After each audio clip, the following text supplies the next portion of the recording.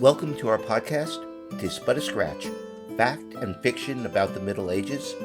I'm your host, Professor Richard Abels, and my co-host, partner for life, and inspiration for all things medieval is my wife, Ellen. Today, we're going to talk about Vikings.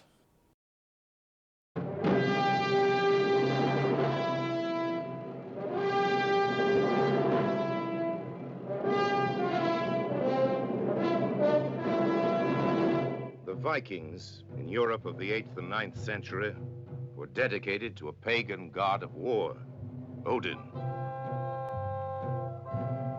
Cramped by the confines of their barren icebound northlands, they exploited their skill as shipbuilders to spread a reign of terror then unequaled in violence and brutality in all the records of history.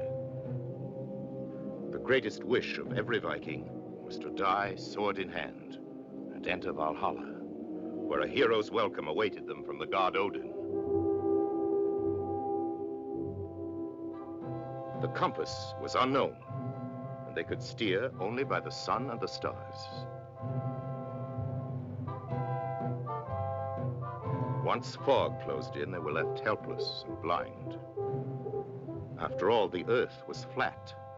Sail too far off course, and the black wind would blow them across the poison sea that lay to the west and over the edge of the world into limbo. Their abiding aim was to conquer England, then a series of petty kingdoms, each one the jealous rival of the next. Thus, when the Vikings set forth to rob and plunder England, they never sailed out of sight of land. They confined their attacks to swift overnight raids. It was no accident that the English Book of Prayer contained this sentence: "Protect us, O Lord, from the wrath of the Northmen." Ragnar! What the hell was that? That's the opening scene from the 1958 box office hit movie The Vikings, based very, very loosely on the saga of Ragnar Lodbrok.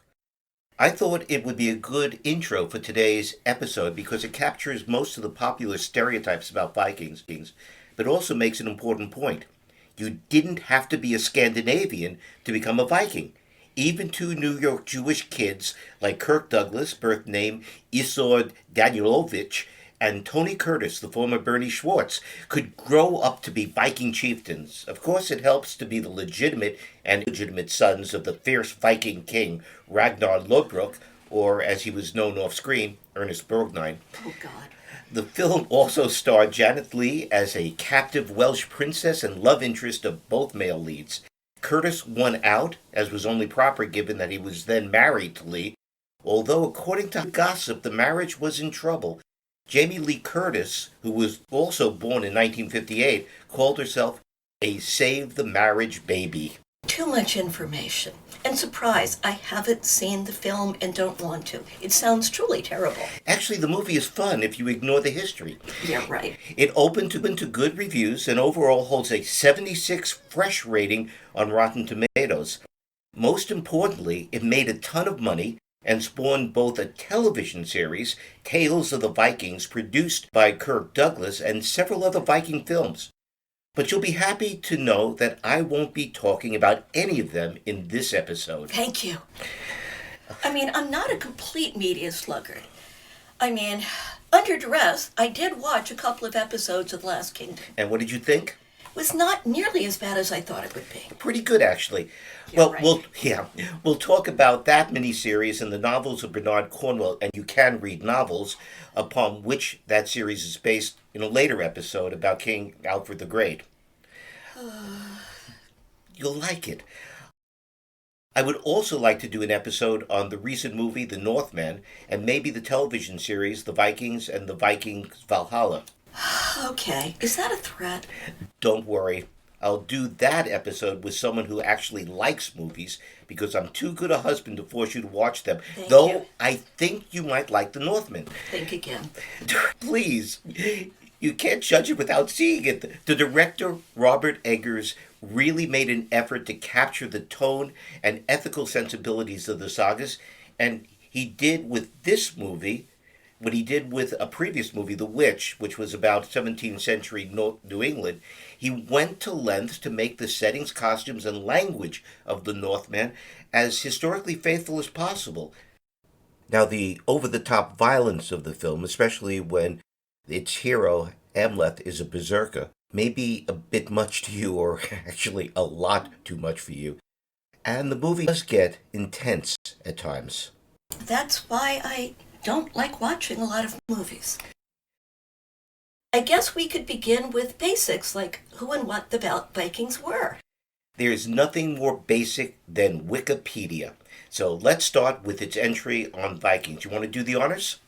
According to Wikipedia, and I quote, Viking is the modern name given to seafaring people originally from Scandinavia, present-day Denmark, Norway, and Sweden, who from the 8th to the late 11th centuries pirated is a verb, anyway, traded and settled throughout parts of Europe. They also voyaged as far as the Mediterranean, North Africa, Volga, Bulgaria, the Middle East, and North America. In some of the countries they raided and settled in, this period is popularly known as the Viking Age. Usually said to be between the mid-8th and the mid-11th century. As they said. Wikipedia continues, the term Viking also commonly includes the inhabitants of the Scandinavian homelands as a collective whole, end quote. I have to confess that I like Wikipedia. I like it a lot more than many of my colleagues in academia. Wait a minute, that's ambiguous. Are you saying you like it a lot more than you like many of your colleagues? You need to clarify that. Both. No, Okay. No, I like Wikipedia much more than many of my colleagues like Wikipedia. Okay. And I even donate money to it every year. And I approve. I found that the more obscure the topic, the more reliable the Wikipedia entry is. This is true for medieval subjects, partly because those entries were created by people interested in those subjects and then edited by experts. As you did a few years ago with the Alfred the Great entry. Yeah, and the entry was subsequently re-edited because I made the mistake of not citing my own published work. No reward for modesty, huh? You could have actually said that with a little bit more sincerity. I hadn't realized that one needs to cite published sources to authenticate facts and interpretations, so some of what I wrote got tagged as original research, which is not a Wikipedia compliment. I love the characterization of Wikipedia as something that can only work in practice but never in theory. And the Wikipedia entry on Vikings is not at all bad. But I do have a problem with its characterization of Vikings as a seafaring, quote, people originally from Scandinavia, end quote, and its observation that, quote, the term Viking also commonly includes the inhabitants of the Scandinavian homelands as a collective whole, end quote. It's certainly true that it's used that way today, but that's not what it meant during the Viking Age. As used in the early and high Middle Ages, the term Viking was not a synonym for early medieval Scandinavians, although as the Wikipedia entry states, Vikings is often used that way today, nor did it mean a fierce warrior as movie makers, war gamers, and Minnesota football fans like to believe. And of course, neo-Nazi white supremacists like the American religion of, quote, Asatru. Yeah. As a historian of what used to be called Anglo-Saxon England and is now early medieval Britain, I hate that ultra-right-wing groups have appropriated so much of the terminology of my field, and they have done so without a clue about the history and meaning of these terms. Okay, so I'll bite. What did Viking actually mean in the Viking Age? The etymology of the word Viking is obscure and is a continuing subject of academic debate. Surprise, surprise. Some writers have derived it from the Norse word for fjords. Others think that it refers to the men of the Viking regions of Norway around Oslo. Another possibility is that it derives from the Old Norse verb vikja, to travel, often used for sea voyages. Whatever its etymology, what is more certain is that in both Old Norse and Old English, the term Viking referred to raiding or piracy. Old Norse had two words related to the modern word Viking. One was Viking, which meant an overseas raiding expedition, The other was Vikinger, one who goes on a raiding expedition. Now, the earliest appearance of the word is in an 8th century English biblical epic, Exodus, where weeching refers to a band of robbers. In a Latin Old English glossary, the Latin term piratici, pirates, is glossed as Viking Chieftain, which means basically robber band. Despite its ubiquity in modern history books, movies, novels, etc., the word Viking is not commonly found in contemporary sources. The most common terms for these raiders in Frankish and English sources were Northmen and Danes. Irish sources called them foreigners, the Gal. Byzantine sources called them the Rus. Even in Old Norse, being a Vikinger was not a compliment. The appropriate compliment for a man who proved himself in combat was Drenga, roughly meaning a good lad. So, what did Scandinavian and Anglo-Saxon mean when they called someone a Viking? An Anglo-Saxon would say that you were a pirate. A Dane, Norse, Swede, or Icelander would say, more neutrally, you were a seafaring raider. In either case, Viking was an occupation or activity, not an ethnic designation. You say that being a Viking was a profession, but I've read translations of a number of sagas where it seems to have been a seasonal activity, or maybe even a seasonal interlude for landowners and farmers. Some Viking raiders undoubtedly were men like the Orkneyinga saga's Svein Aslifason, who went a Viking in the Hebrides every spring after he had overseen the sowing of his fields and every fall after the harvest. I think that this was pretty typical of Vikings in the first half of the 9th century. For these men, going a Viking was a seasonal activity. But this changed in the second half of the 9th century. The crews of those Viking fleets were filled with men who practiced piracy as a profession. By the 860s, the ambitions of the leaders of larger Viking fleets had turned to conquest, at least in Britain and Ireland, while the aspirations of their crews were no longer to return to their homeland enriched with plunder, but to settle abroad as wealthy farmers. Viking, as I said before, was not a synonym for Scandinavian. Most Scandinavian farmers never went a Viking, and many Vikings were not, in terms of genomes at least, Scandinavian. Recent scientific studies raise questions about how Scandinavian, the Danish, Norse, and Swedish Viking bands actually were. Two genetic studies of skeletons from Viking Age Scandinavian burial sites, one in 2020 and the other in 2022, found a lot more genetic diversity in early medieval than modern Scandinavia. Evolutionary geneticist Eske Villerslev, a professor of ecology and evolution at the University of Copenhagen and director of its Center of Excellence in Genetics, who led the 2020 Viking Genome Project, explained, quote, "It's pretty clear from the genetic analysis that Vikings are not a homogeneous group of people. A lot of the Vikings are mixed individuals," close quote, with ancestry from Southern Europe, Turkey, and Scandinavia.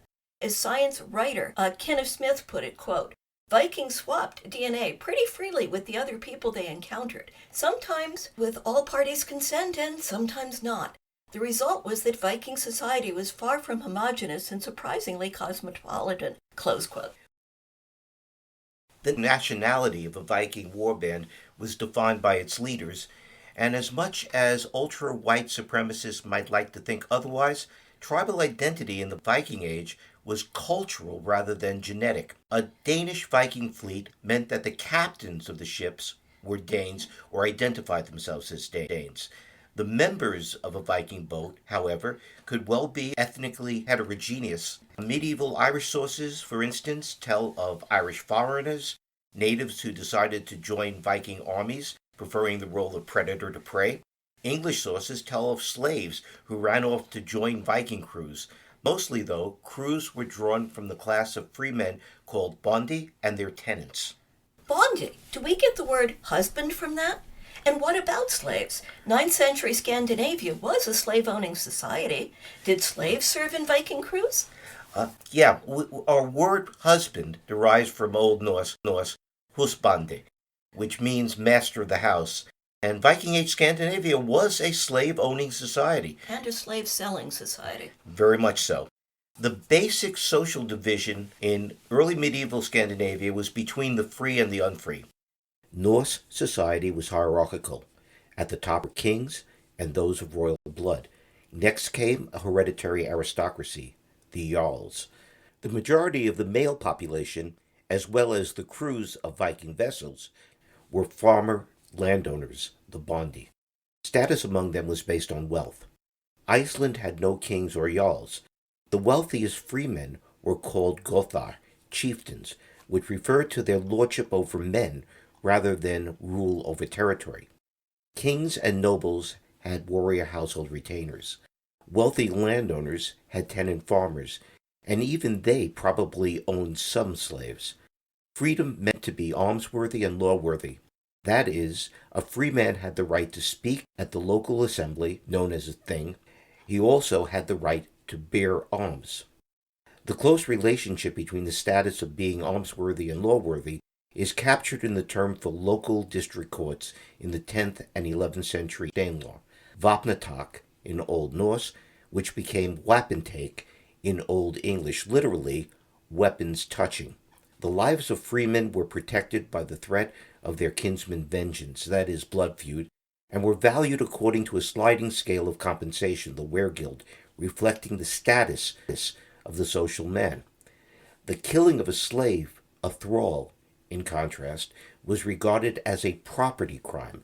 It was not all that different, except in terms of cost, from the killing of a cow. The sign of thraldom was a slave collar and cropped hair. In Scandinavia, slaves were forbidden from bearing arms, and I haven't seen any evidence of Scandinavian slaves being recruited as Vikings. Foreign slaves were a different matter. Able-bodied male slaves sometimes ran away to join Viking bands. If a runaway slave was received into a Viking band, he only achieved the status of a free man, but could claim the weregild in England of a thane. Archbishop Wulfstan II of York saw this as a perversion of the divine social order. In his famous Jeremiad against the sinfulness of the English people, the Sermon of the Wolf, he inveighed against it as one of the, quote, loathsome laws and shameful exactions common among the English people because of the wrath of God, end quote. Okay.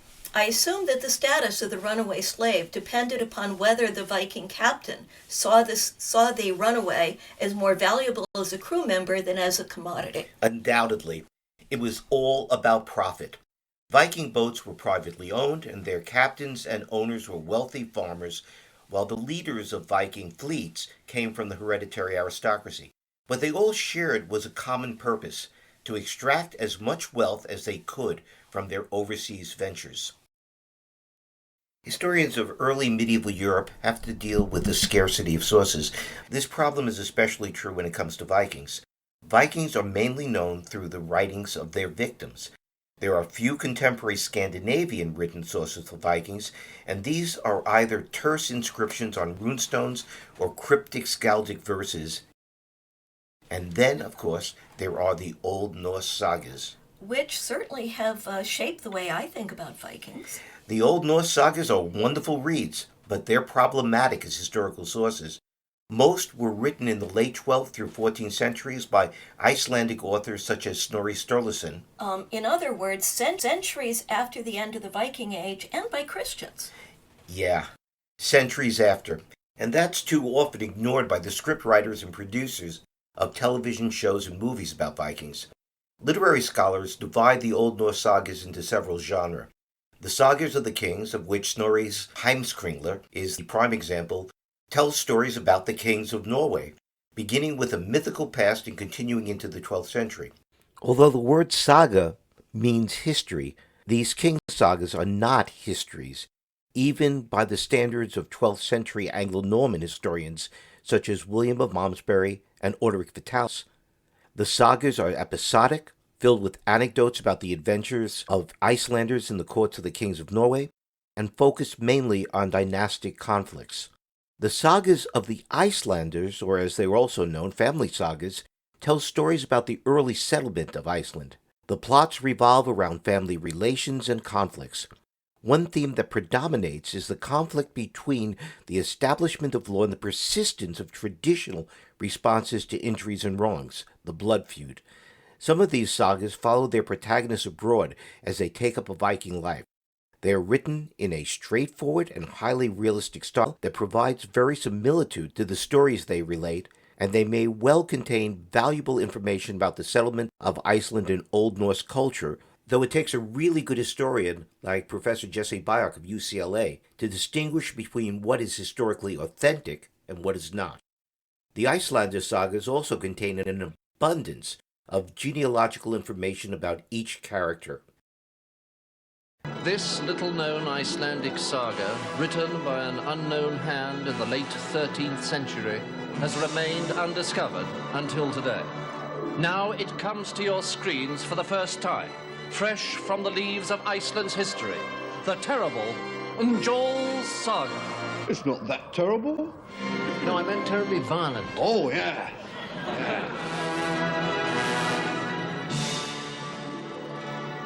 Eric and Njol, son of Hrothgar, leaves his home to seek Hangnor the Elder at the house of Thorvald Hlodvisir, the son of Goodleaf, half-brother of Thorgeir, the priest of Ljósawater, who took to wife Thorin, the mother of Thorkel Braggart, the slayer of Gudmund the Powerful, who knew Harold, son of Gernund, son of Eric from Godalis, son of Arvard Bristlebeard, son of Hakan, who killed Gjortgard in Soknadale in Norway, over Gudrid, daughter of Thorkel Long, the son of Kettle Trout, the half-son of Halfdan Halfchol, Godar of Ingbard the Brave, who wed Isenbert of Gothenburg, the daughter of Hangbard the Fierce, of the... He apologized for an error in the saga.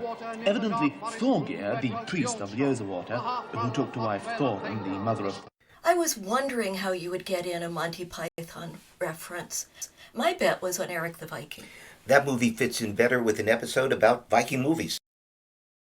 The point about the sagas is that they are not primary sources. They're best thought of as historical novels. They are entertainments written by Christian authors about their savage pagan ancestors to provide thrills to their readers. Their protagonists are as much anti-heroes as heroes.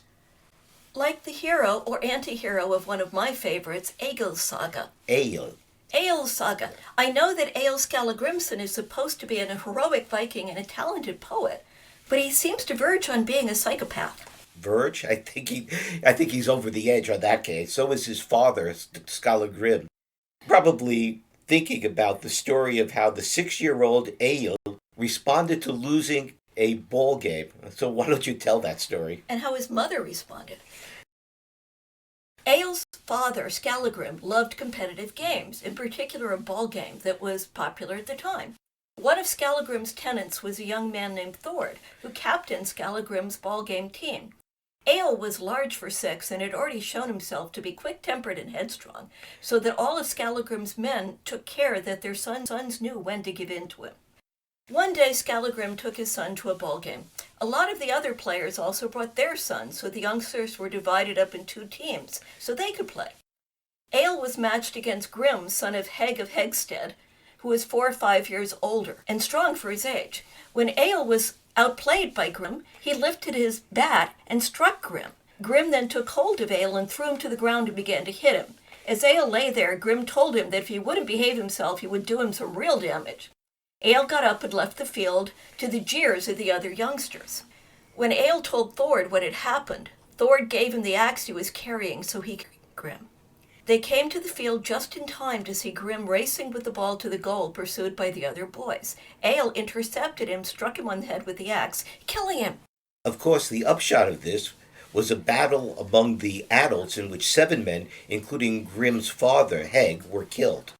And we complain nowadays about parents. Yeah. Anyway, but when Egil's mother was told what her son had done, she said approvingly that Egil had the makings of a real Viking, and it was obvious that as soon as he was old enough, he ought to be given a longship. A few years later, Skallagrim, playing against Thord and Egil, grew so angry at being outplayed that he threw Thor to the ground so hard that he shattered all of his bones and killed him. And he would have done the same thing to his son if a slave woman hadn't intervened. He killed the slave woman instead. An angry 12-year-old Egil took vengeance by killing his father's estate because he knew that his father really liked the guy. According to the saga, Skallagrim said nothing, and that was the end of the matter, though for the rest of the winter neither father nor son spoke even one word to each other. And soon after that, Egil began his career as a Viking. Under the command of another landowner who reluctantly accepted Egil into his crew, commenting that if his father couldn't control him at home, there was little chance that he could do so abroad, and he was right. Egil's career began by him earning a death sentence from King Eric Bloodaxe, who was then king of Norway before he became king of York, by killing one of Eric's men in a drunken state while at the king's court, but Egil was able to escape unharmed. Egil's saga provides a vivid portrait of a Viking adventurer, but how much of it is historically accurate? I hope not too much. Yeah. Like I said, Egil's saga should be read as a historical novel, but like all good historical novels, its setting includes historical figures such as Eric Bloodaxe and Egil's patron, the English king Athelstan. What is authentically 10th century, however, are the verses quoted by the author. Egil was a wealthy farmer in Iceland, a Viking, a warrior retainer, and a skaldic poet. It was the last that made him famous. According to Egil's saga, it also saved his life. Egil, while traveling to the court of his patron King Athelstan, was shipwrecked on the coast of Northumbria. Eric Bloodaxe, the former king of Norway and now king of York, was Egil's mortal enemy. Egil was not only under a death sentence for having killed one of Eric's retainers, but he had added insult to injury by raising what was called a knitting pole as a sign of contempt for the king. Egil was faced with a Viking dilemma. If he were to try to hide and sneak away and was then caught, he would be accused of cowardice.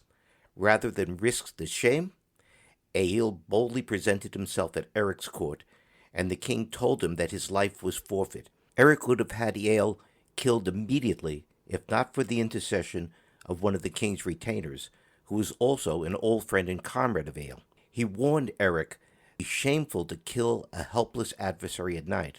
The difference between a day and night killing was significant, and added that Egil might be able to purchase his life through his talent as a poet.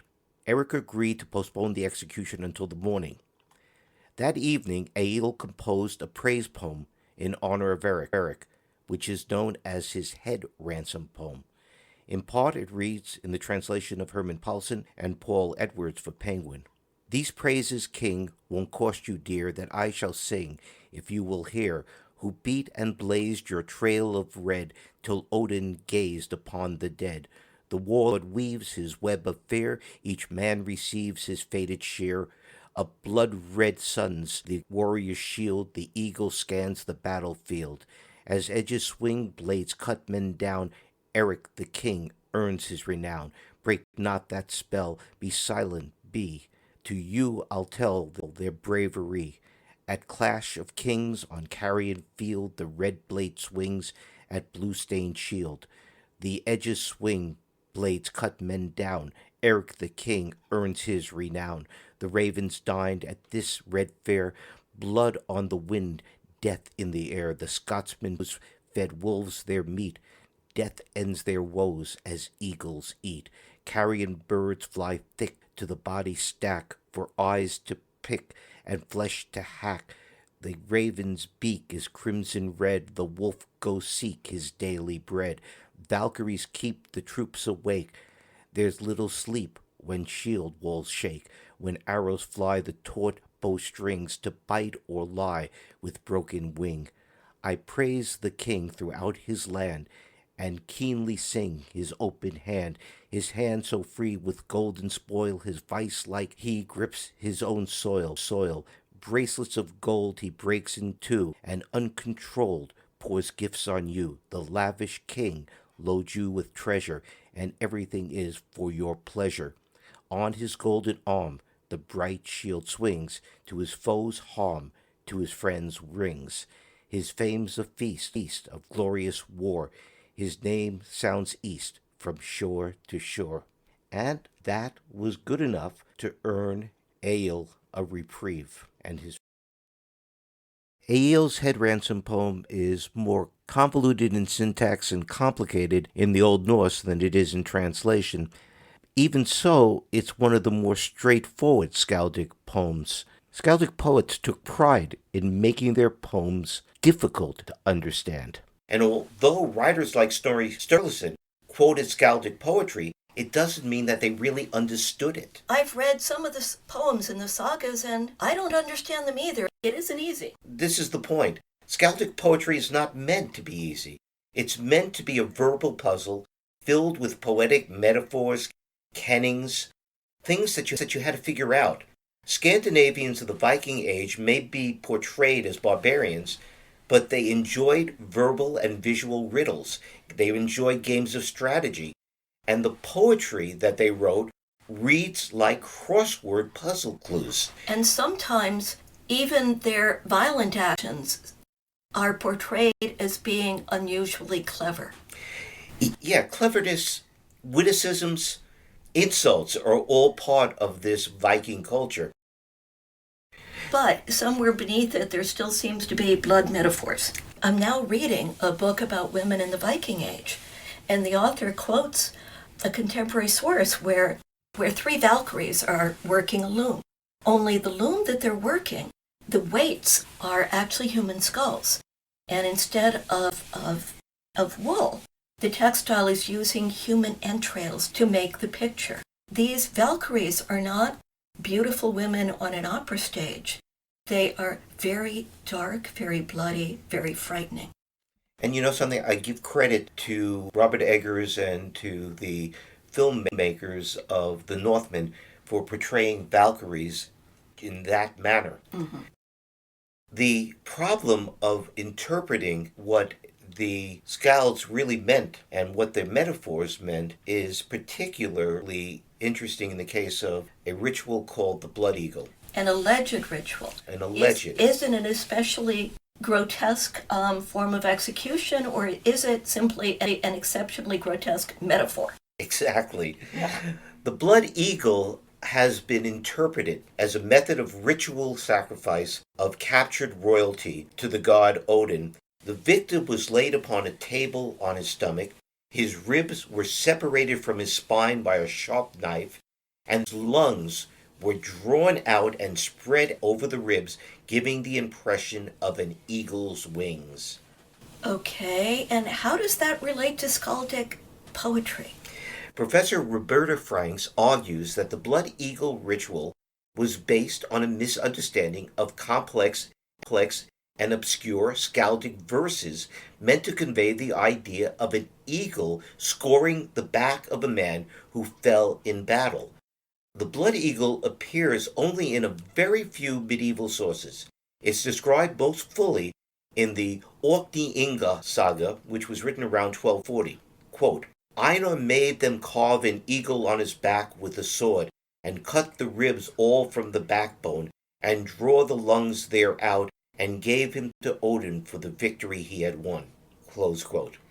Snorri Sturluson, writing about the same time, describes Earl Einar cutting the blood eagle on the back of his enemy, Halfdan Halleck. Quote, he thrust his sword into his chest by the backbone and severed all the ribs down to the loins and then pulled out the lungs. End quote.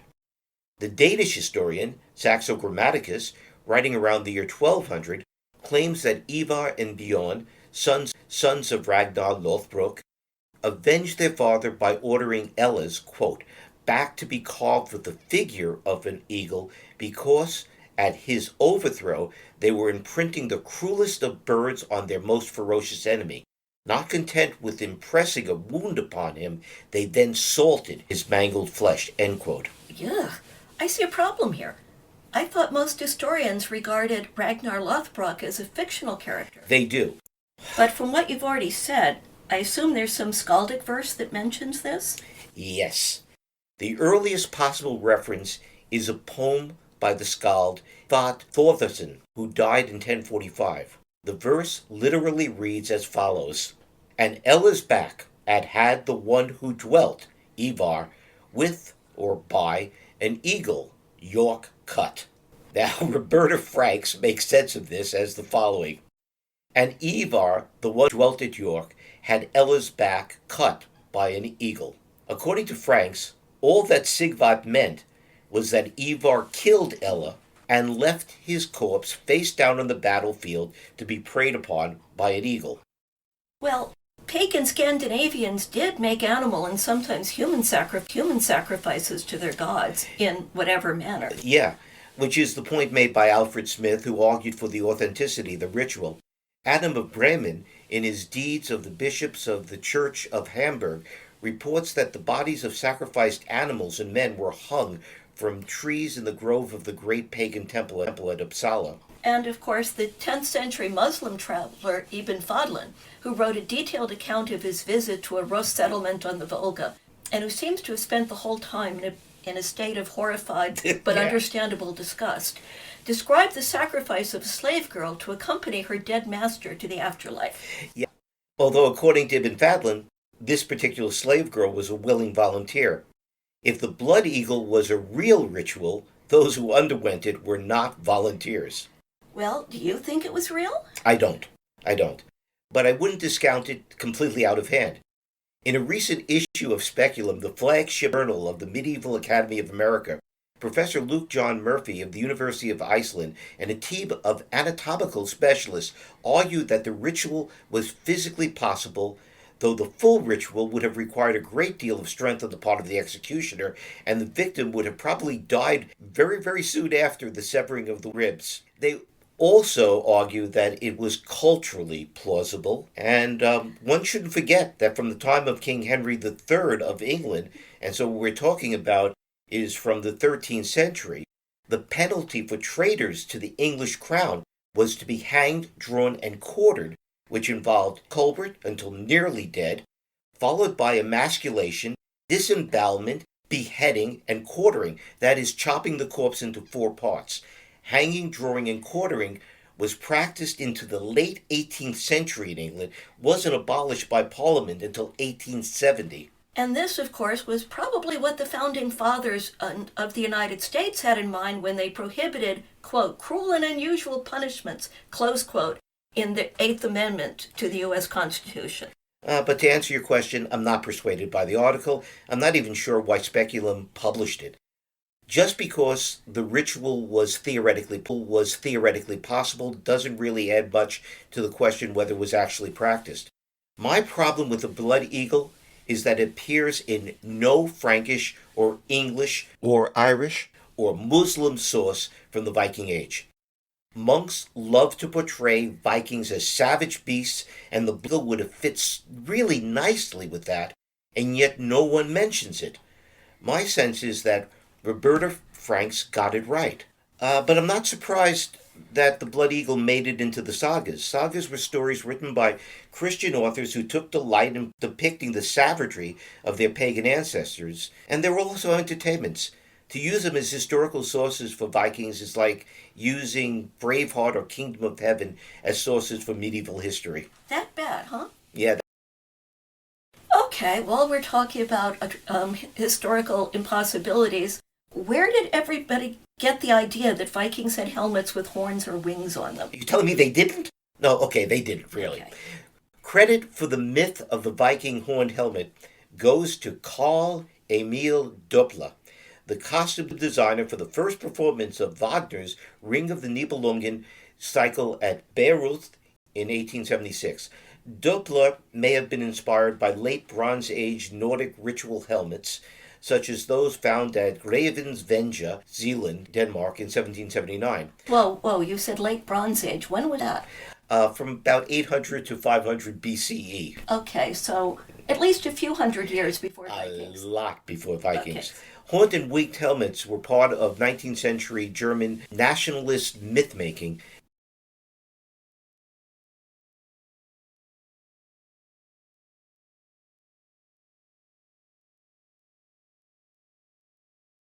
That horn helmets are bogus seems to have made it into the popular consciousness now. Finally. Horn helmets don't appear in recent movies or television shows about Vikings. Nowadays, they're pretty much restricted to the comic strip Hagar the Horrible and to Halloween Viking costumes.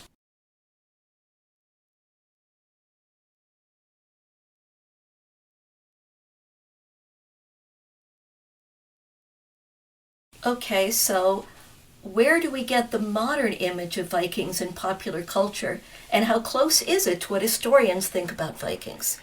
I think the modern image owes a lot to medieval sources, but the medieval sources it owes to are ninth and 10th century English and Frankish monastic chroniclers who regarded the Vikings as these savage beasts, and to the saga literature. In other words, it's fashioned from accounts of victimized churchmen and from lurid historical novels written centuries later. Exactly. Both portrayed Vikings as barbaric pagans, but arguably, the Vikings as we now know them was an invention of 19th century Romantic and nationalist Scandinavian and British historians. Danish and Norwegian historians found in them a history of ancestral greatness. English historians, particularly in the Victorian period, saw them both as the other in the story of Alfred and as part of their own Germanic past. Modern media, movies, televisions, graphic novels, fantasy novels, perpetuate this conception of Vikings, although without either nationalist nostalgia or Christian condemnation. So, how accurate is the modern image of Vikings as savage raiders who killed indiscriminately and lusted not only for loot but for glory? We shouldn't discount the brutality of Vikings. But they probably did not kill as wantonly as they seem to do in movies and television. They were after movable wealth, which included able-bodied men, women, and children whom they could sell as slaves. They weren't pagan crusaders who sacked monasteries and sacrificed monks to Odin and Thor. They sacked churches because churches were filled with liturgical silver and gold. Sort of like the famous bank robber who, when he's asked why he robbed banks, replied, "That's where the money is." Please. So it's not that surprising. In the local warfare among Christian Irish kings in the 8th and 9th centuries, the enemy's monasteries were often targeted. And one reason the Christian bishops promoted the Peace of God movement in the 11th century was to protect churches and clergy, which suggests there was a need to protect churches and clergy. Vikings also weren't really warriors. They would defend their loot in battle if necessary, and they certainly admired good fighters, drengers, good lads, but they preferred to avoid general engagements if possible. There was no profit in it. The purpose of going a Viking had less to do with winning glory and a place in the great hall of Valhalla than to acquire wealth. The easiest and preferred way was to persuade a king, bishop, or magnate to purchase peace with silver. Not terribly heroic, but safe and profitable. And that is called paying the Danegeld. But we've proved it again and again, that if once you've paid him the Danegeld, you'll never get rid of the Dane. Thank you, Mr. Kipling. And Kipling was absolutely right. As he often was. The payment of silver to a Viking band purchased a truce, not a lasting peace. Arguably, the payment of tribute encouraged Vikings to return from war. As the word spread about the vulnerability of their wealthy neighbors to the south, the Viking fleets that raided Francia and England grew in size throughout the 9th century. Throughout the second half of the 9th century, they continued to crisscross the English Channel in search of easy game. But the vulnerability of the English kingdoms encouraged a grander ambition among the leaders of the composite force called the Great Heathen Army. Why be satisfied with taking some wealth when one could take it all?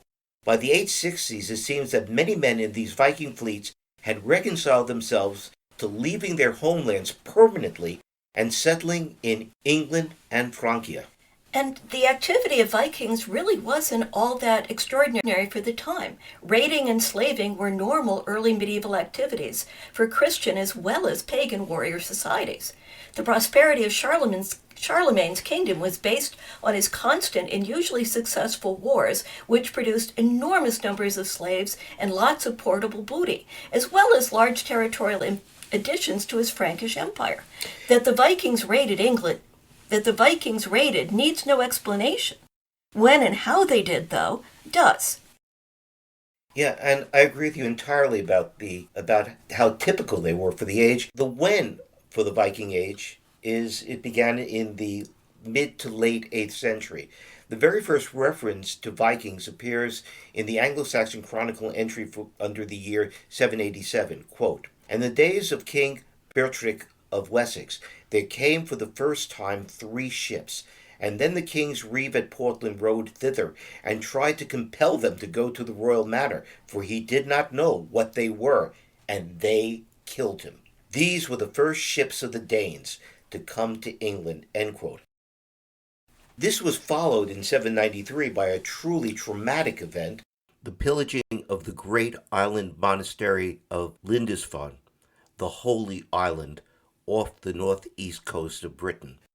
To quote again from the Anglo-Saxon Chronicle, "In this year terrible portents appeared over Northumbria and miserably frightened the inhabitants. These were exceptional flashes of lightning, and fiery dragons were seen flying in the air. A great famine soon followed these signs, and a little after that, in the same year, on the 8th of June, the harrying of the heathen miserably destroyed God's church in Lindisfarne by rapine and slaughter," end quote. In the 830s, the size and frequency of Viking raids on England and France and Ireland increased. In 834, Vikings attacked Frisia, laid waste the important trading town of Dorstadt on the mouth of the Rhine, and returned for the next 3 years in a row to pillage this port city. From 841 to 892, West Frankische was subject to wave after wave of Viking raids. Okay, we have the when, the late 8th century. Why? The beginning of the Viking Age doesn't have a single cause. What a surprise! Historians have suggested several factors. First, overpopulation in Scandinavia, and there's some archaeological evidence for new farmsteads established in sparsely populated areas of Sweden and Norway in the late 8th and 9th centuries. Well, something has to explain why anyone would have landed in Iceland and thought, hey, this would be a great place to settle, and not to mention Greenland. Yeah. A second factor was the endemic warfare between the many petty kingdoms of Scandinavia in the 8th and 9th centuries, which resulted in the losers becoming exiles and adventurers. Young, landless freemen, the sons of farmers, joined them to acquire the wealth needed to pay the bride price essential for marriage. And how do we know this? From archaeology. Okay. Plunder from Viking raids has surprisingly been often found in graves of women. Really? Yeah, really. Huh. But I think the most important factor was the increase of trade in the North Sea in the late 8th and 9th century. That resulted in the creation of emporia like Dorstadt along the shores of Francia and southern England, and that in turn attracted the attention of enterprising pirates. The British historian Peter Sawyer argued that the growth of trade between Western Europe and Scandinavia was the factor most responsible for creating the Viking Age. Quote, "It was the Western European demand for northern products such as amber, ivory, furs, and the parallel Scandinavian demand for Western goods that caused close contacts between the two areas and encouraged Scandinavians to search for new supplies in the far north or east of the Baltic. This trade enhanced the power of some Scandinavian rulers by increasing their wealth. Others who were less successful or even exiled could resort to piracy, first in the Baltic and later in the West, an extension that was facilitated by the adoption of the sail. This trade also tempted pirates, and the competition between traders and merchants must have speeded up the development of the remarkable sailing ships that are indeed the key to the Viking Age," end quote. Sawyer was a minimalist when it came to Vikings. He argued that chronicle reports of Viking fleets numbering several hundred ships were exaggerated, and that Viking armies rarely numbered more than a few hundred, or at the very, very outmost, maybe 1,000 or a couple of thousand men. He also downplayed the destruction wrought by Vikings. I thought it was sort of a cliche of early medieval history that none of our surprising sources knew how to count. It's and true. that when they speak about the enemy's raiding in their thousands and thousands, they mean lots and lots, possibly several hundred. Yeah, Sawyer's point was that when you had small numbers of ships in the fleet, you had exact numbers, and then when you had large fleets, all of a sudden you have numbers like 300, nice and round. That's his point. And also, but didn't somebody characterize Sawyer's Vikings as groups of long-haired tourists who occasionally roughed up the locals? Yeah, that was the great historian J.M. Wallace Adrill, who, to say the least, was skeptical. The recent trend in historiography is to downplay the destructiveness of the Vikings, noting that the raids were small in size and the destruction was only local, and as you pointed out, these activities were not restricted to Vikings. Viking apologists prefer to emphasize their role as merchants and settlers. You sort of get the sense that some current day Danish people are more than faintly embarrassed by their Viking ancestors. That's what we found when we went to Denmark, wasn't Yeah, it? Nobody wanted to talk about Vikings. Anyway. Okay. The Vikings were interested in trade and did establish important permanent trading centers. By the early 9th century, Scandinavian trading ports such as Hedeby, Birka, and Trousseau were flourishing along the coast of the Baltic Sea.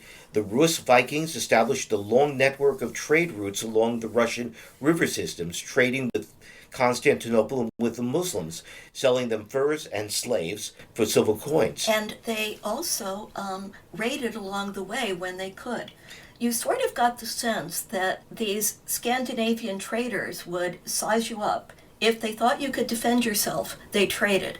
If they thought you were vulnerable, they raided. I agree entirely. What's also been emphasized is that these Scandinavian Viking communities had a complex hierarchical social system, and they had well-developed legal institutions. There were also excellent workers in metal, skillful in the use of stone and timber for building, and boasted a distinctive and elaborate artistic style that emphasized animal motifs with gripping beasts, stylized animals, intricate interlacing designs. Oh, Ringarika, all that good stuff. Exactly. Yes. They also settled Iceland, explored Greenland, and the coast of North America, and left an impact on the political and social development of Ireland and Britain. Well, left an impact is one hell of a euphemism. Yeah. Not all of it was positive. Except for the city of Dublin. The Irish city of Dublin was a Viking settlement. First settled in the 840s, Viking Dublin had become a center of commerce and industry, as well as a stronghold by the mid-10th century. Of course, the most important commodity exported from Dublin was, you guessed it, slaves. as noted by contemporary Irish annals. So were these merchants and settlers, were they really Vikings? You started by saying the best translation of Viking is pirate.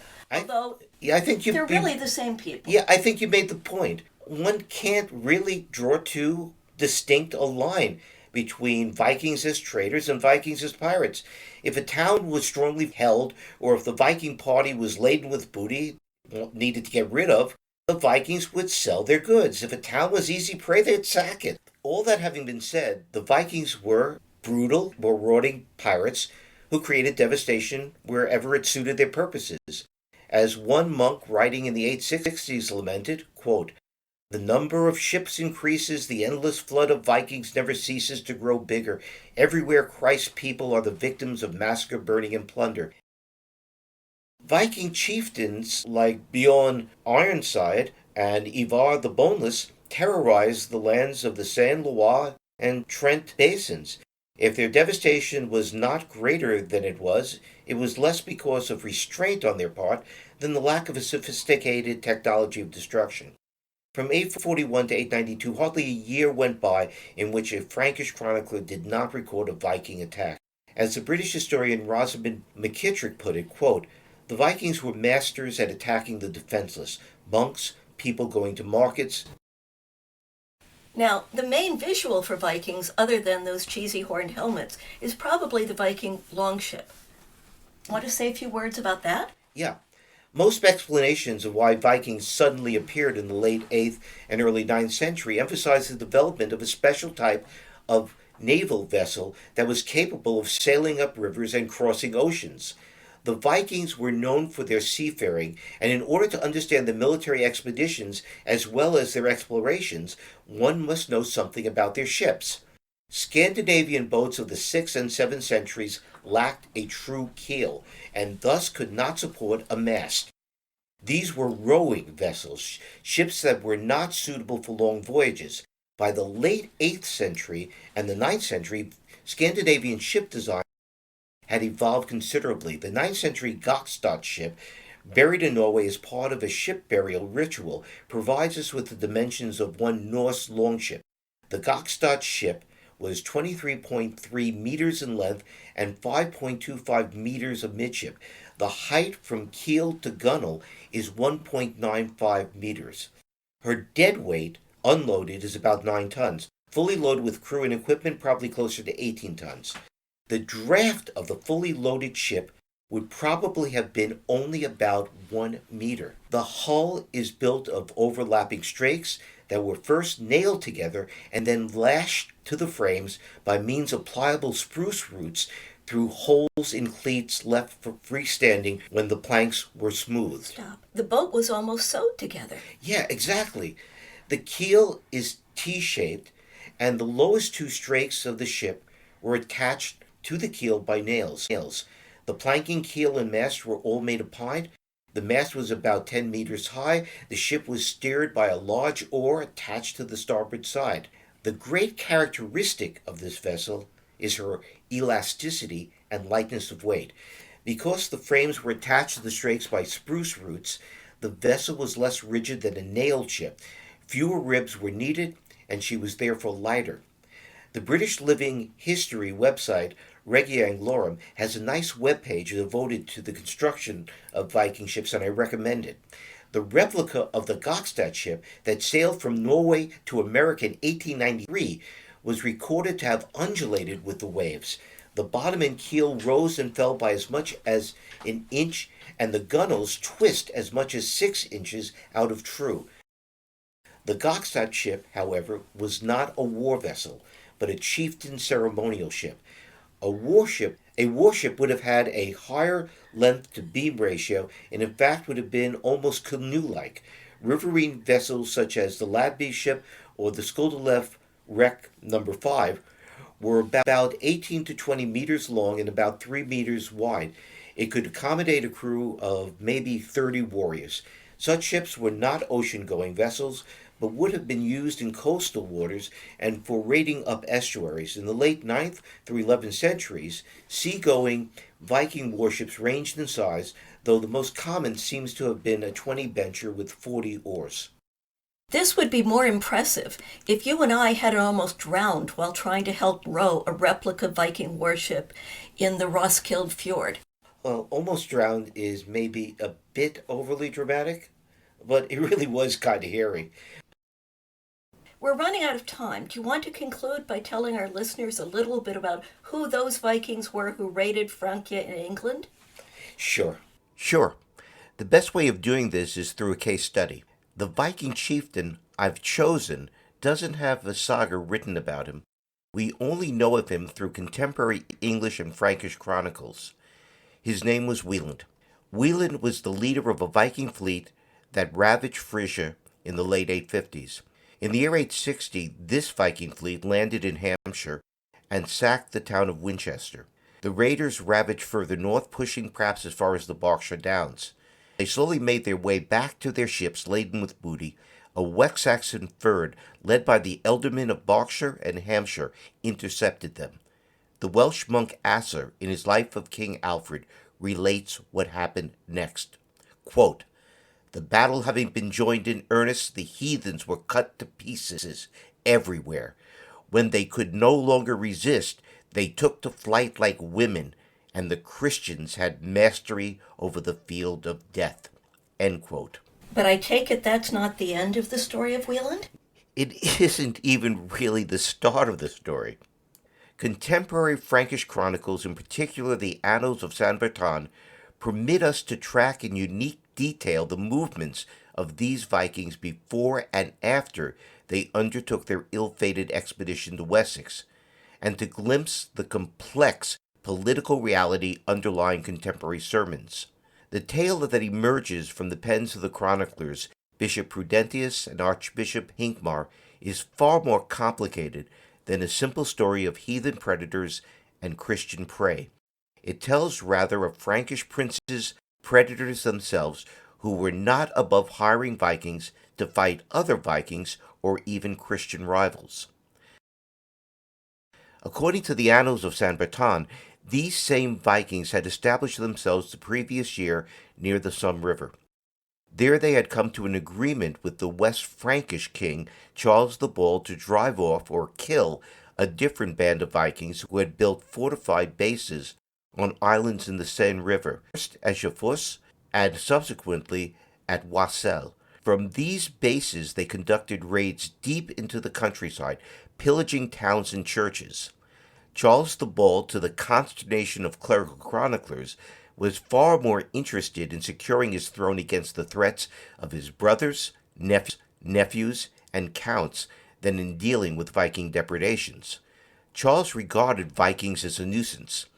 His rival royal kinsmen, on the other hand, were an existential threat.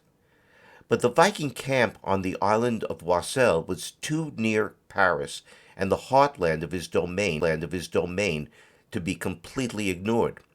Charles agreed to pay the some Vikings 3,000 pounds of silver to rid his domain of the Seine Vikings, while Charles raised the cash by taxing the treasures of churches and the houses of movable wealth of landowners and merchants, hostages from the Franks, and struck across the Channel.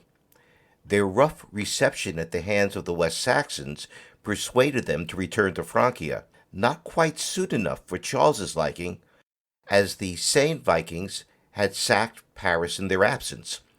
When Charles the Bald paid Weland the full 3,000 pounds of silver, weighed out under watchful Viking eyes, these Viking mercenaries were no more trusting of Charles than he of them, the Somme Vikings fulfilled their side of the bargain by besieging the Wessex stronghold of the Seine Vikings. As news of the siege spread, other Vikings decided to get in on the action. Weland's forces swelled with the addition of a newly arrived fleet of 60 ships. Meanwhile, Charles gathered livestock, corn, and wine for his Viking allies so that the realm would not be looted. Finally, the besieged Seine, forced by starvation, filth, and general misery, surrendered. They agreed to pay Weland 6,000 pounds of gold and silver, and then joined up with him. With winter coming on, Weland's forces chose not to brave the hazards of the North Sea and decided to winter over in Francia. Splitting up into smaller bands, they scattered on the ports and abbeys of the Seine basin. Eventually, they left Charles's kingdom, but only after Weland's son led the former Wessex Vikings from their base in the deserted monastery of Foss in an attack on the town of Mur. For Bishop Hildegard of Mur, Charles's forbearance in allowing the Vikings to ravage the Seine basin was a disgrace, and his permission for them to winter upstream from Paris was nothing short of treachery. Incompetence, yes. Treason? The bishop had. The raid upon Mur may in fact have been done with Charles's tacit approval. Hildegard was a supporter of Charles's rebellious son, Louis the Stammerer. As one historian commented, quote, "If Charles did not actually let the Foss Vikings loose on Mur, their activities there would not wholly have displeased him. In the ashes of Mur's buildings, laid in 862, Louis the Stammerer and Hildegard would have seen daily reminders of the wages of sin," end quote. Whether or not Charles winked at the Danish attack on Mur, it gave him an opportunity to enhance his prestige through decisive action. It had already provoked a near rebellion among the peasantry of the Seine-Loire region, who in 859 had attempted to take matters into their own hands by forming a sworn association to resist the Danes by force of arms. Though the local quickly and forcefully put an end to such presumption. Wait a minute. Yeah. They didn't want peasants taking up arms against Vikings because they then would take up arms against them. You mean they'd rather see their peasants slaughtered and starved than to defend? Never mind. Never mind. I'm being naive. Okay. Go ahead. By 862, they must have come to share their dependents' frustrations. Charles responded by raising an army and stationing troops along both banks of the rivers Ouse, Marne, and Seine, threatening to cut off Vikings' escape to the open sea. By spring, Weland, who had sworn fealty to Charles, and the leaders of the other Viking bands agreed to return their captives and to depart the kingdom. The great fleet broke up into smaller bands, many of which sailed to Brittany to take service with the Breton chieftain Salomon. Others signed on with Salomon's rival, Robert the Strong of Anjou. Okay, so what happened to Weland? Poor Weland. Weland himself returned to Charles's court within a year, apparently having lost command of his fleet. He, his wife, and their entourage accepted baptism, presumably in order to secure the Frankish king's favor. But in a really odd turn of events, the Viking chieftain was accused by one of his own men of, quote, bad faith, end quote, and of having sought baptism, quote, as a trick, end quote. He proved his accusation by killing Weland in single combat in the presence of Charles and his court. This sounds fishy to me. And it also sounds fishy to me. It was a truism of the time that one had to be a fool to trust the oath of a pagan Viking. But Carolingian rulers could be just as treacherous, if a bit more subtle and clever. The story of the Viking Weland sheds a great deal of light upon the Viking menace that English, Frankish, and Irish Christian rulers faced in the 9th century. These Vikings were not a people, and their war bands were not well-regulated armies. Though the chronicle sources often label Viking fleets as Danish or Norse, these terms better describe the leaders than the crews, who probably were a heterogeneous and variable lot. The Viking army of the Somme quite clearly was a composite force made up of various war bands, like flocks of migrating geese that joined together under one leader only to break up and reform under another. The Viking armies, or heres, as they were termed in the old English sources, represented fluid and shifting combinations of small fleets. The story of Weland also shows the limitation of our sources. We know nothing about who or what he was before he went a Viking. The authors of the Annals of Saint Bertrand believed him to be a Dane, and presumably he was a man of some substance to have been chosen to lead the fleet by the other captains. But even this is speculation. We've run out of time, but we've barely scratched the subject of Vikings. We'll return to them in future episodes. I'd like to talk about Vikings in movies and television shows, and I'd like to have an episode dedicated to King Alfred the Great, who defeated the Vikings. And about whom you wrote a biography that you're supposed to be revising for a new edition. Yeah, I know, but stop nagging. No, thank you for reminding me. You're right, you're absolutely right. Good recovery. Let's thank our listeners for joining us. If you're enjoying this podcast, please spread the word. Good ratings and reviews on podcast platforms really do help do that. So bye for now. I think I will sing us out with a little tune I wrote for one of my classes. Dear God, no. There is nothing like a Dane, nothing in the world. They're all hairy and insane. There ain't anything like a Dane. Stop. Please stop. Sorry, just one more verse. There are Visigoths galore who love to score at war. The Saracens at sea have ravaged Italy. Attila is a Hun who is anything but fun. They all should be slain, but they ain't no Dane. Goodbye, everyone. Bye-bye.